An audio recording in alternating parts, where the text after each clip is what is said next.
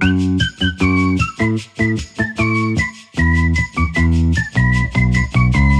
and welcome to our latest episode of the Waingels podcast. Today we are hosting a debate on whether schools should go completely virtual. We have some very excited volunteers with us today ready to debate it out. Some are for and some are against. The two teams will battle it out, and then the media team think held the strongest argument will win the debate and win a prize. Please note, this podcast reflects the views of a group of students. It's not official Waingels policy, and it's purely a discussion of a hypothetical scenario. There are no plans for us to move school virtually. So let's introduce our teams. On the for team, we have Ollie and Roxy. On the against team, we have James, Lisa, Isla and Sarah. So let's get started. Students learn better in the classroom than they do at home. So students can independently research what they are actually doing. They can ask for their parents' help if they get stuck with anything. And there's a lot more flexibility for them as a proper student. And it'll be less embarrassing for asking questions rather than when they're in school they have to put their hands up. They could just ask the questions to their teacher via email and then they can get the relative answer back. But if students are working from home, they might not have the computers or tablets or books necessary for the classes. There wouldn't be any group work or practicals, for example. So if you're in science or 3D design, you wouldn't get the skills from that you've learned at school. You said that parents could teach them, but parents won't necessarily be trained in those areas.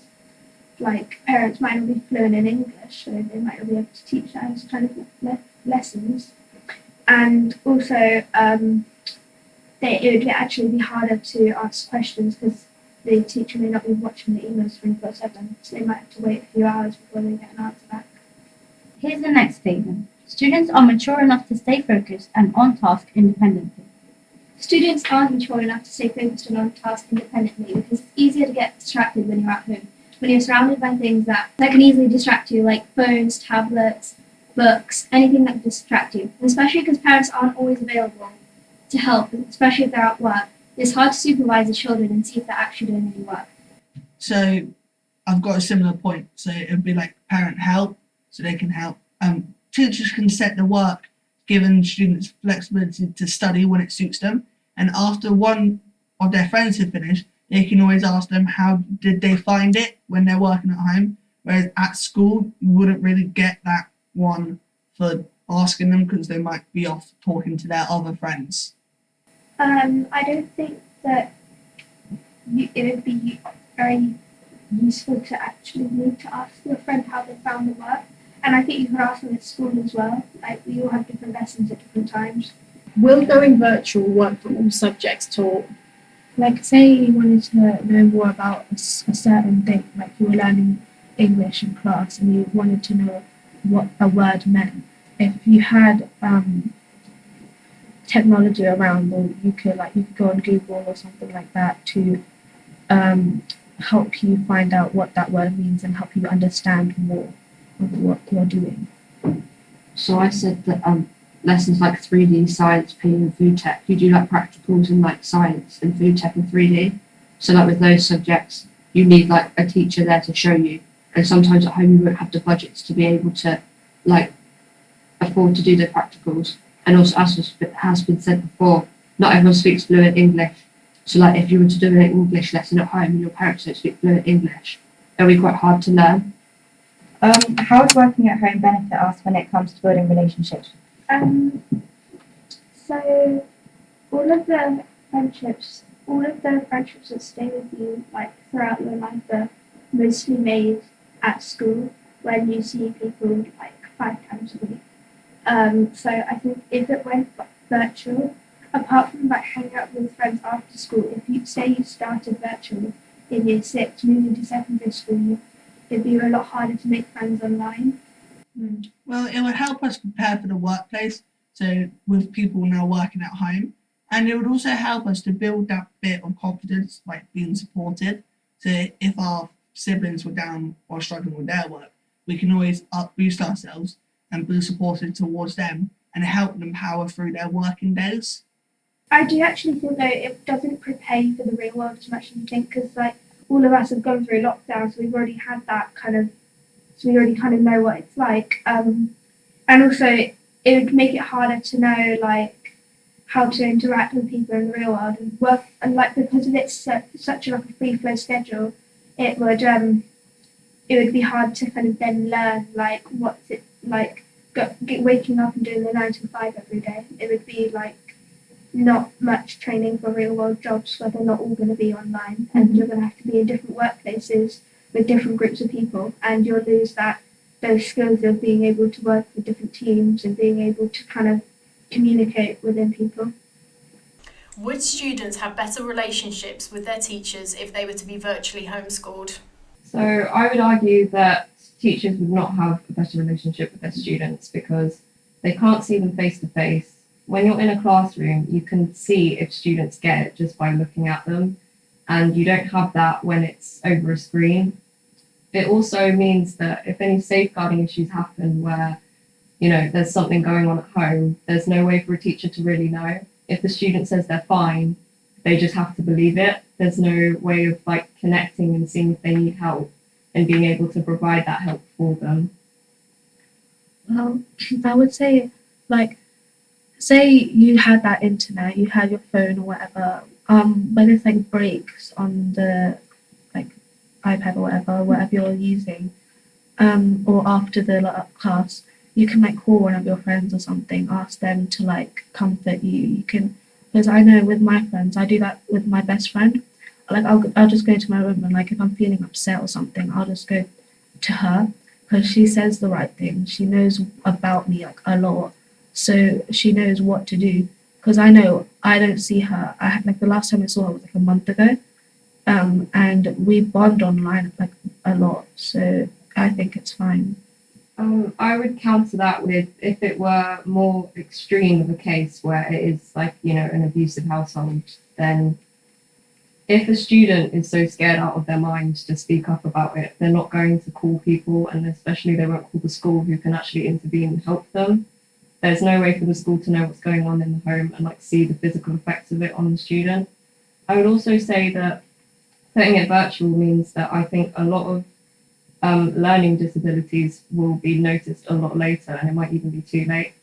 Some students can go a very long time without being diagnosed with things like ADHD, and that diagnosis could help them do better in class.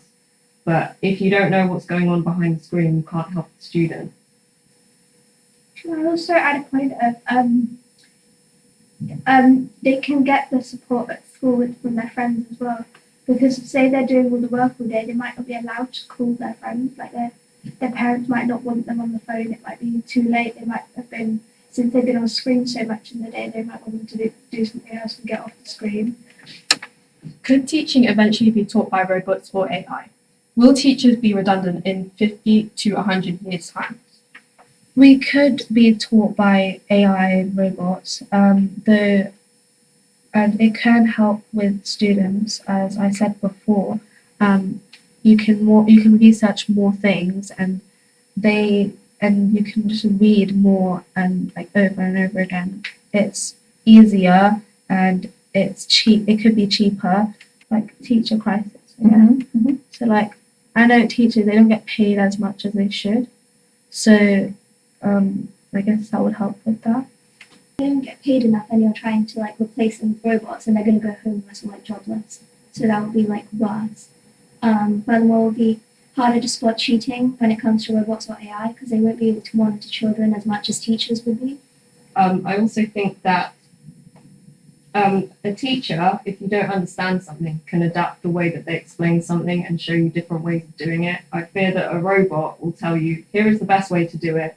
There is no other way to do it. Learn it this way. You don't get it, too bad, do it this way. I fear that, there's no empathy, there's no connection, there's no person that is going to try their best so that you can do your best. A teacher actually cares about how you do, and I fear a robot will want you to just do what they say.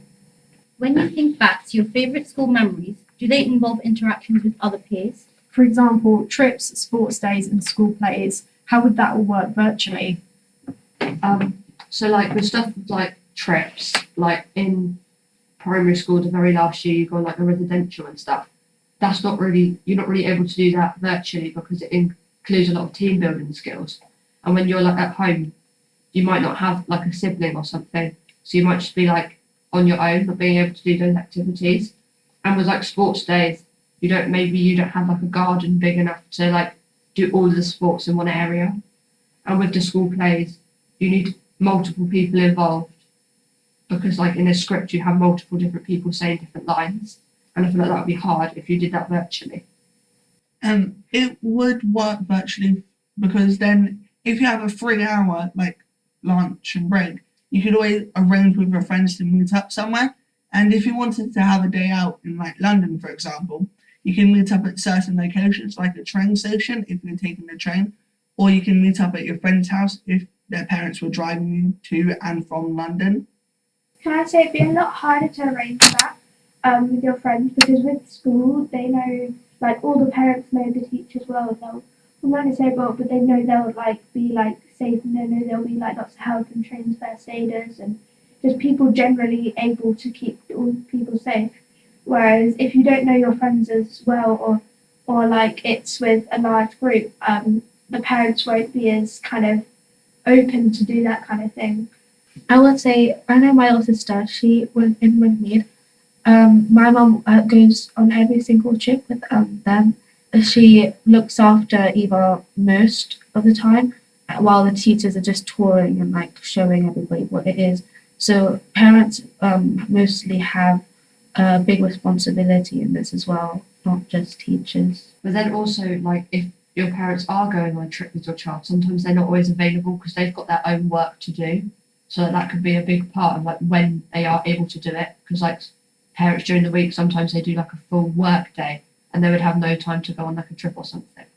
Would it help students who struggle with their mental health? So those who don't like answering questions in class or reading aloud would benefit, because then since if they didn't like reading aloud, they could always like read in their head, and then they can always let their mums and dads know that they've done that, and their parents then can always contact the school, and then the school will know that they've done that.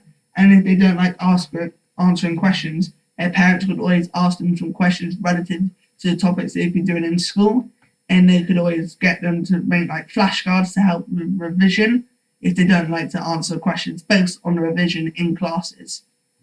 And how the parents would know what they've been doing in classes. Say if both parents were out on their jobs, the student in the class, they can write down notes of what they've been learning, as well as the work that has been set for them. I don't think it would benefit most people to be learning from home. Whilst there are some people who, school is such like a huge daunting thing, I do understand that. And some people will do better working at home because, the anxiety is too much. However, humans do not do well in isolation for the most part. We need people, we need a community, we need to be around other people. If you leave people alone in their house, they're going to be isolated, they're going to be lonely, they're not forming connections with people, and that's something that's really important, especially with like a developing mind as a child or a teenager. And I think that for students that already struggle with their mental health, it might not help them if you sit them alone in a room with no one to really support them, because then they've got nobody to connect with. How would being taught virtually help you prepare for future working life? Say you had an office job or something. I don't think you really talk to people in that kind of job. You'd more like do what you've been assigned to do.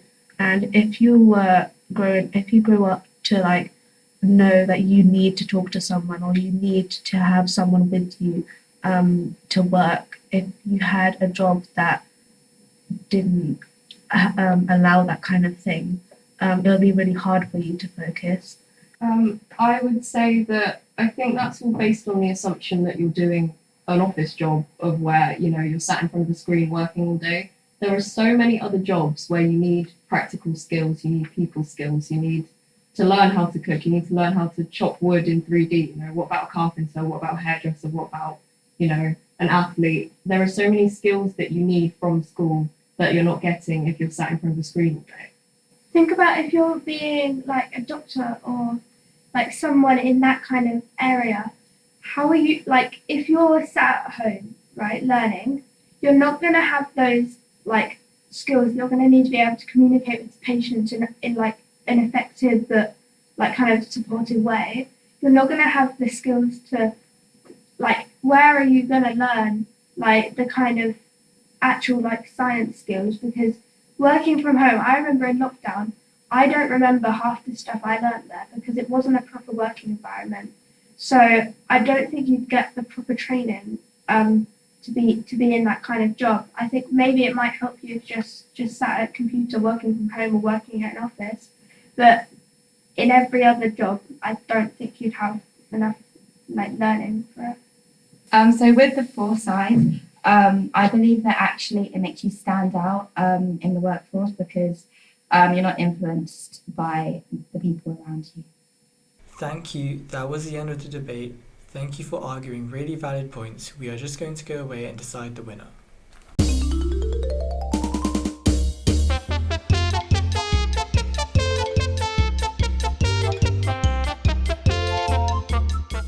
Congratulations, the against team have won.